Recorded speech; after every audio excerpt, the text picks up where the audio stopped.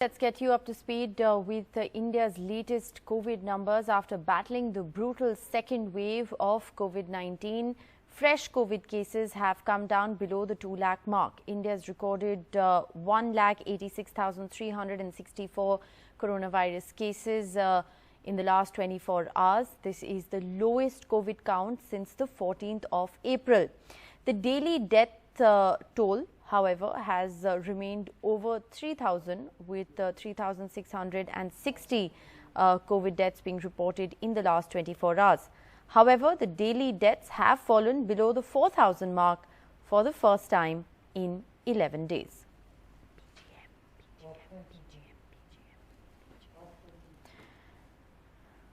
All right, to make sense of where we are with the pandemic at the moment, we have Dr. Vikas Maurya, Director and Head of Pulmonology, Fortis Hospital, Shalimar Bagh, joining us. Thanks so much, Dr. Maurya, for sparing your time and being with us on NDTV.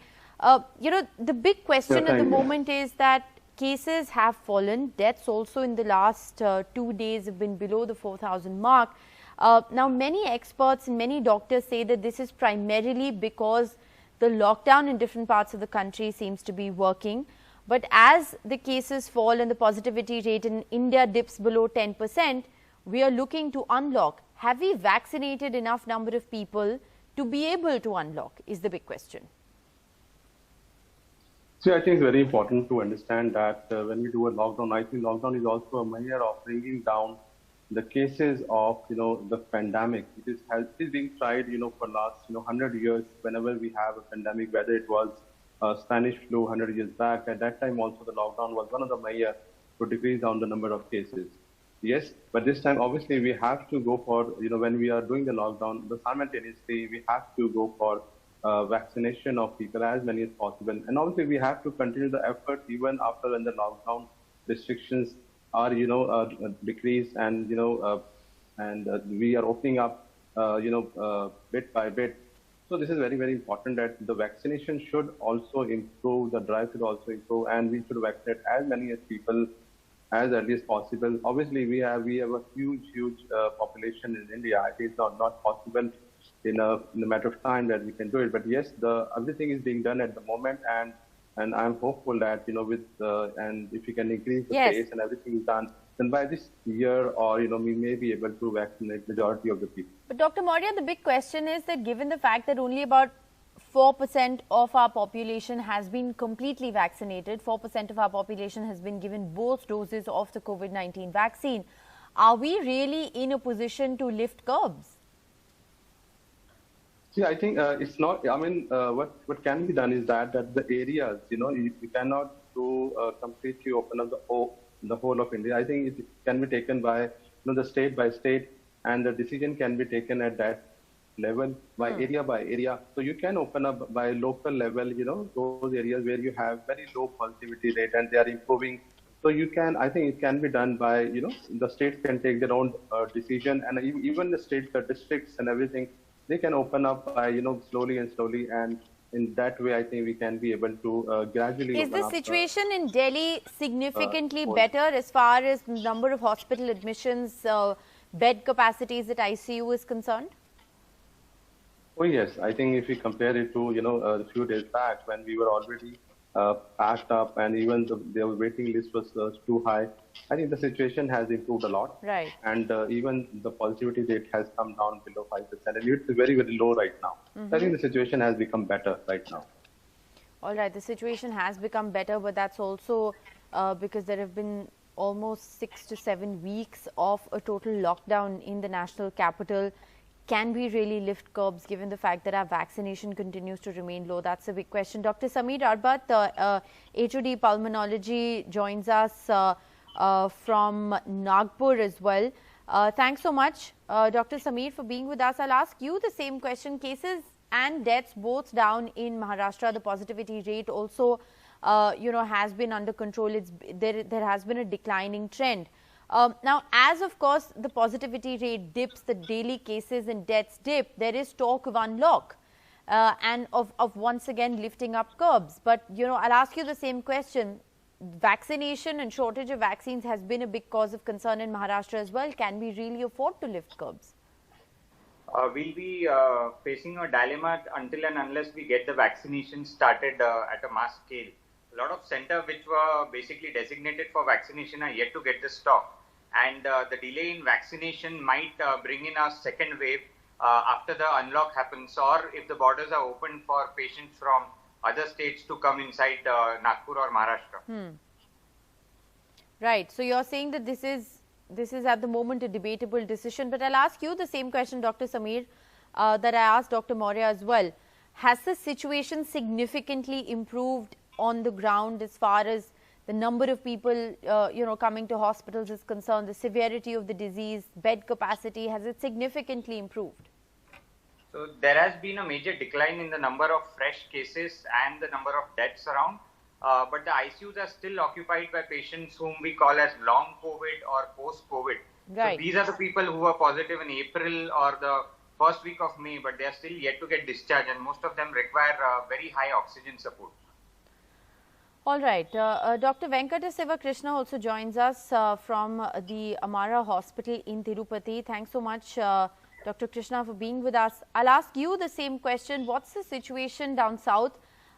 We are seeing a declining trend as far as the pan-India cases is concerned. But again, the question is, can we really afford to lift curbs given the fact that we've seen a delayed spike in cases in states like Tamil Nadu, in states like Karnataka? Yeah, actually down south, the situation is the same, right? Even in our previous beginning of the have been. All right, Dr. Krishna, we're going to try and reconnect with you. We have some audio trouble with you there. But Dr. Maurya, if I can come back to you at this moment, what according to you can be done to avoid the kind of scenes that we saw, in the peak of the second wave in the national capital, the shortage of ICU beds, the shortage of medical oxygen, because the B1617 strain that is widely believed to be behind the surge in cases in the national capital hasn't gone anywhere. That strain is still prevalent. It's spread to, over 50 countries in the world. So what more do you think can be done for Delhi to be better prepared if we are to open up? Yeah, I think first of all, I think we should open up gradually. That is the number one point. Right. And secondly, I think we should, have more oxygenated beds, available, and thinking of, do a preparation for the third wave, maybe a possible, third wave. And then, having, I think we can have oxygen plants in the major hospitals so that we don't have a situation like this. Right. And the most but important is that thing happening, is to vaccinate. Dr. Maurya? Are you seeing that happening? Are you hearing of it happening?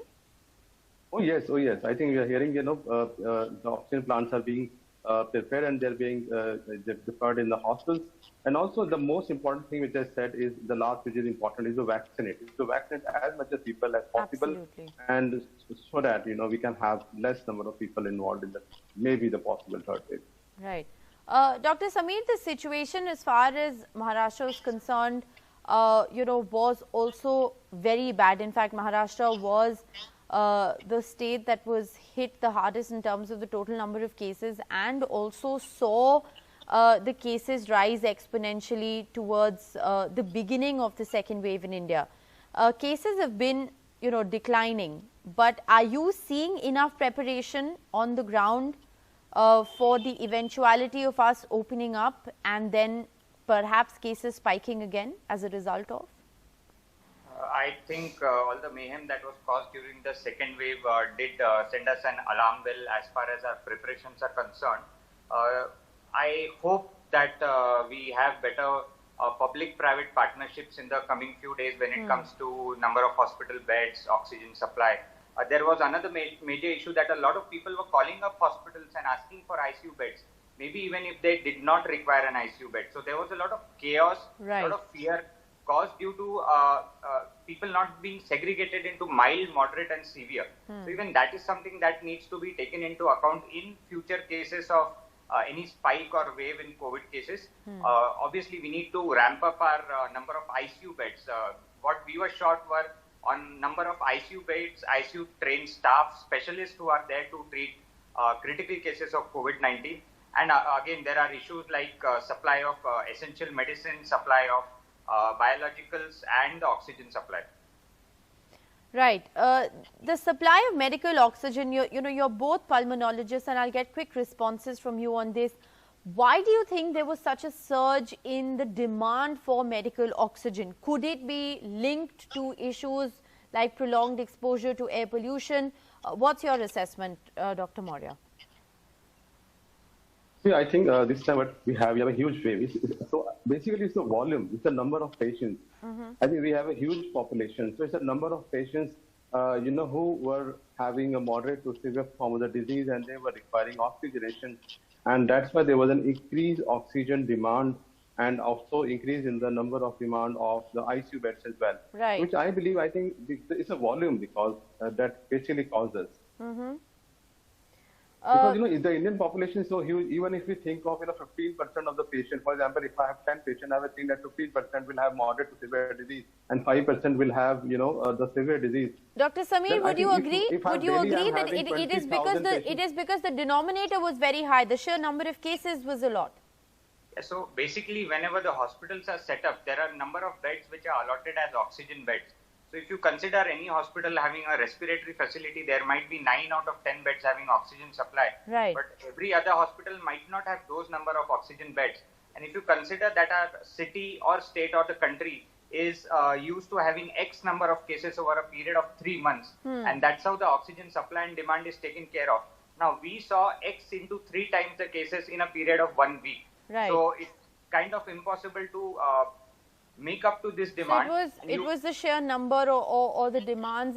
The demand rose for medical oxygen because there were so many more people who were actually falling sick. Well, thank you both doctors very much for joining us this morning on NDTV. Of course, the unlock process is going to begin. Are we really prepared on the ground? It's a story we'll continue to track very closely.